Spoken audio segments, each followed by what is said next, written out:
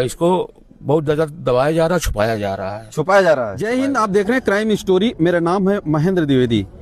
13 जनवरी 2026 को उत्तर प्रदेश के प्रयागराज के पूरा मुफ्ती के ये हुसैनपुर अहमदपुर पावन और थाना पूरा मुफ्ती में एक दुखद घटना, जहां की 4 बच्चों की तालाब में वो जाते हैं, कैसे उनकी मौत होती, संदिग्ध तरीके से क्या था, पूरी घटना कैसे होती है ये हमें पता नहीं है। परिवार से बात करेंगे। हमारे साथ नेताजी हैं खटिक समाज के। जी सर, क्या नाम है आपका? मैं दिलीप सोनकर, रेलवे कहते हैं मुझे जी, और मैं अखिल भारतीय खटिक समाज प्रयागराज का महासचिव हूँ जी। तो ये पूरी जो घटना हुई, हाँ, आप क्या आप वाकफियत रखते हैं इससे? देखिए, ये घटना तो बड़ी दुखद है, बहुत दुखद एक बात। दूसरी बात ये है कि एक ही परिवार के 4 बच्चे का जो है डेथ कर जाना, हाँ, ये असहनीय पीड़ा है जिसको कि बिल्कुल आम आदमी सह नहीं सकता। लेकिन इस परिवार की हम फिर भी तारीफ करेंगे कि ये बेचारे कैसे जिंदा हैं, एक बात। दूसरी बात ये है कि ये बच्चे अगर तालाब में गए थे, इनको नहाने का शौक था, तो 4 बजे कौन बच्चा नहाएगा? 4 बजे जो है शाम को कौन बच्चा जाके तालाब में कूदेगा, वो भी कपड़ा उतार के, और कपड़ा बिल्कुल साफ सुथरा रखा हुआ है।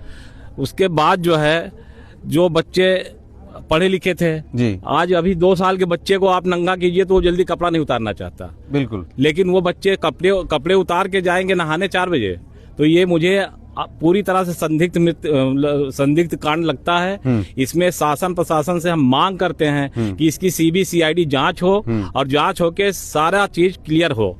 दूसरी बात, हमारी 2 मांग है।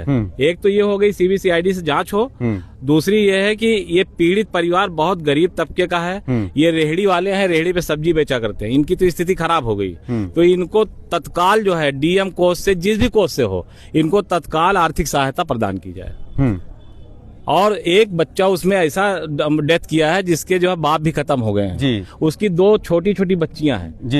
ये स्वर्गीय संदीप जी का जो लड़का 9 वर्ष का था, प्रियांशु। हाँ, प्रियांशु। उसकी 2 बहनें हैं, छोटी भाई था। 6 साल, 3 साल, 4 साल की बच्चे हैं। उनके लिए शासन स्पेशली सोचे, उनको कितनी जो जितना से ज्यादा हो उनको मदद किया जाए। और हमारा संगठन इसके बाबत जो है, हम लोग अगर कल DM से मिलने जा रहे हैं, DM महोदय अगर हमारी सुन लेते हैं, उसके बाद भी हम शांति मार्च निकालेंगे, शांति प्रदर्शन करेंगे, शांति धरना देंगे। सर, अगर कोई अपराधी है, कोई पकड़ा जाता है, उसके लिए क्या सजा की मांग करते हैं सर?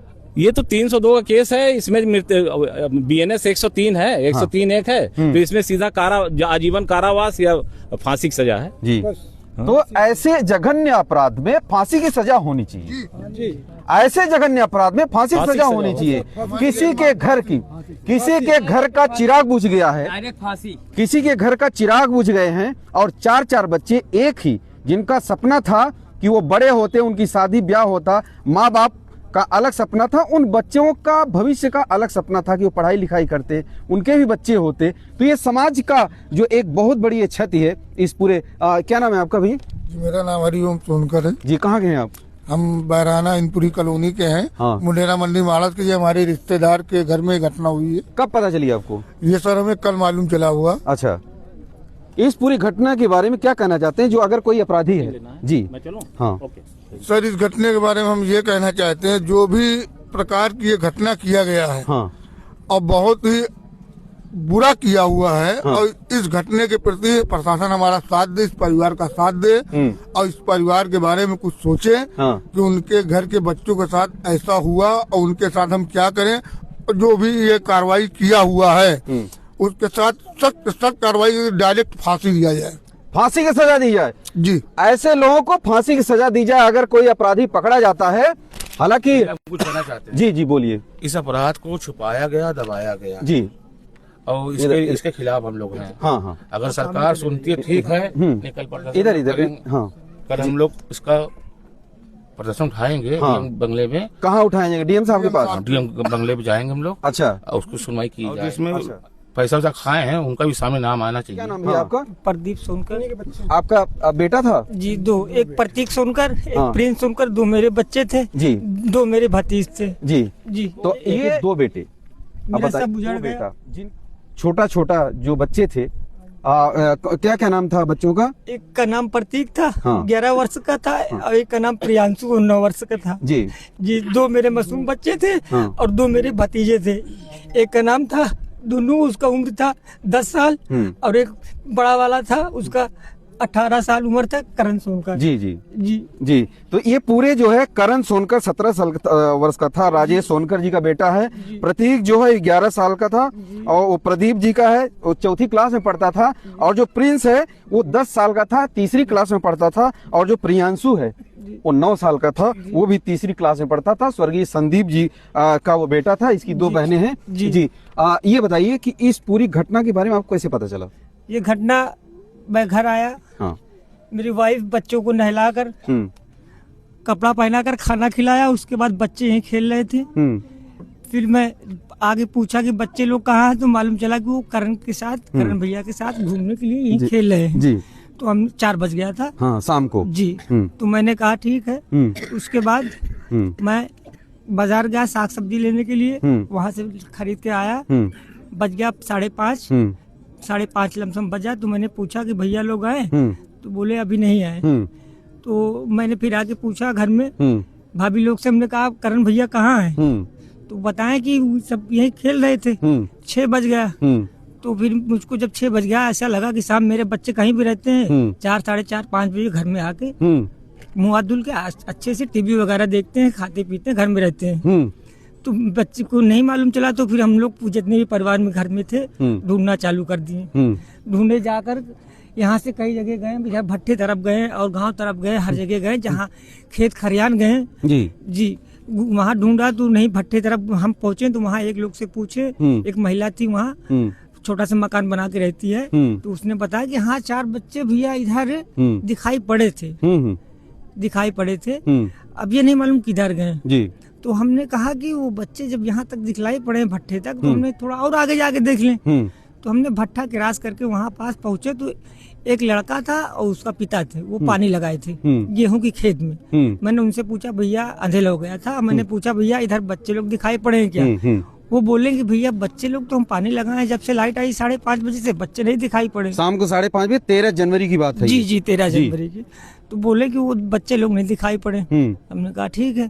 तो हमने कहा आगे भैया इधर रास्ता है जाने के लिए, जहाँ ये रेलवे वाले अच्छा, वहाँ वो खेत है क्या आपका? नहीं खेत हमारे पास है। अच्छा, किसी और का था? किसी और का। तो वहाँ अभी आप पहले और कभी जाया करते थे वो बच्चे वहाँ? नहीं, उधर कभी नहीं जाया। कभी नहीं गए? कभी नहीं गए।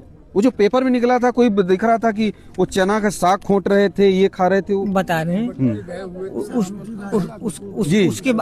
उसके बाद जब मैं वहाँ पहुँचा, तो इधर फोन करके मैंने पूछा, वो जो पानी लगाया तो उसने पूछा फोन करके, मैंने कहा कि आगे भी कोई होगा? तो पूछा, कहा भाई आगे मैं फोन करके पूछ ले रहा हूँ टिब्बेल पे कौन है। तो उसने फोन करके पूछा, तो जिसका टिब्बेल था उसका नाम तो मुझे मालूम नहीं, चेहरे से मैं वाकिफ हो सकता हूँ। तो उसने पूछा, उसने बताया कि भैया मैं टिब्बेल पे थोड़ा आगे झाड़ में हूँ, लैट्रिन के लिए बोला कि मैं झाड़ में हूँ। तो कोई बात नहीं, फोन काट दिया वो। तो बताया भैया वो कह रहे हैं उधर भी नहीं है। तो मैंने पीछे घूम कर जो वहाँ से वापस आया, घूम के दूसरे रास्ते से, मेन रास्ते से, तो मैंने गया वहाँ रेलवे का वो बन रहा, गोदाम बन रहा है। तो वहाँ पर जाके मैंने पूछा कि भैया इधर 4 बच्चे तो नहीं है? तो बोले भैया इधर नहीं है। फिर मैं थोड़ा और आगे गया, फिर पूछा, तो कहा भैया नहीं आए।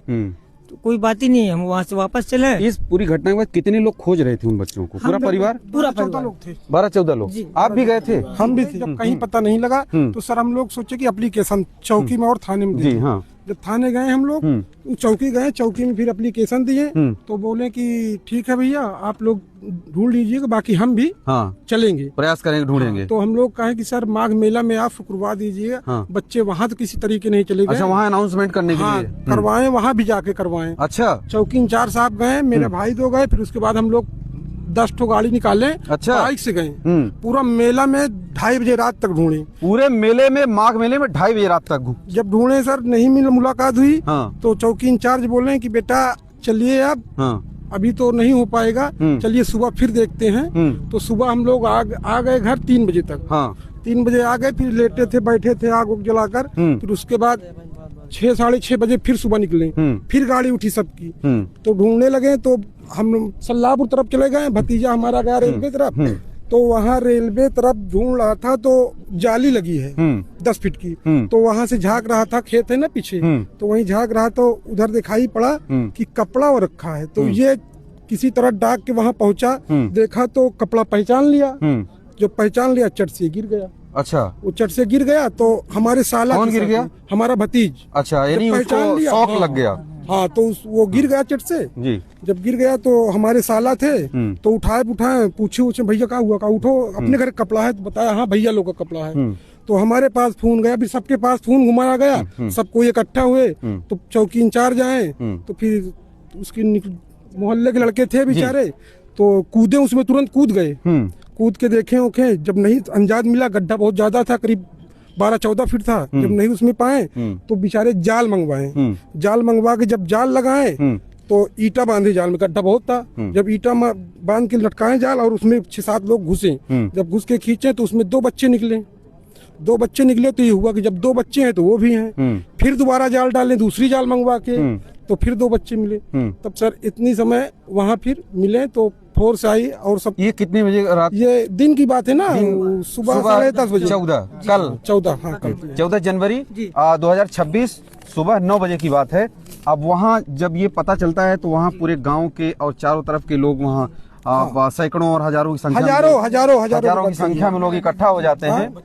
बच्चे की चोट की ये है कि किसी का नाक से ब्लड आया है जी, और किसी के मुंह से आया है, और एक बच्चे की लैट्रिन छूट गई थी। अच्छा हाँ। अच्छा, बच्चों का पेट नहीं फूला था बता रहे थे? नहीं, पेट नहीं, पानी नहीं गया? नहीं, पानी नहीं गया था। यानी पानी पीने से उनकी डूब कर मरने से मौत नहीं हुई? नहीं आप लोग? हाँ, नहीं आप लोग ऐसा, वो कहने की मतलब ऐसा लग रहा है सर कि मारा हुआ बच्चे हैं। अच्छा, उनको पहले हत्या की गई उनकी, हाँ। उनको फिर उसको डुबाया गया, तब फेंका गया है, कुछ छुपाया गया जी, ऐसा ही लग रहा है सर। बाकी अपने से बच्चे जाएंगे ही नहीं। ये बताइए, आपके भतीजे थे? हमारे भतीजे थे। आप क्या मांग करते हैं? अरे मांग नहीं अगर करते कोई ऐसे कोई अपराधी या अपराध किया है, ये उनको फांसी दिया जाए, बस हम उसमें संतुष्ट हैं।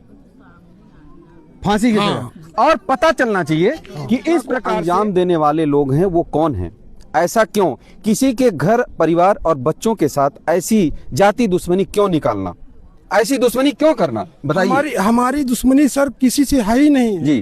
तो हम कैसे समझें? हमारे बाप दादा से हम देख रहे हैं, हमारे पास खेत भी नहीं, रोज कमाना, रोज खाना, बाजार सब्जी बेचते हैं। हाँ। जब सर कोई से दुश्मनी, जब खेत जमीन नहीं है तो हमारी दुश्मनी कहाँ रहेगी? जी तो आप सब भी इस वीडियो के बनाने का मतलब, आप भी अपना ध्यान रखिए, सावधान रहिए, अपने और अपने परिवार का ख्याल रखिए। आप सभी का बहुत बहुत धन्यवाद। पूरे इस घटनाक्रम के बारे में आप सब भी अपनी राय दीजिए, कमेंट सेक्शन में अपनी राय जरूर लिखिएगा। जय हिंद।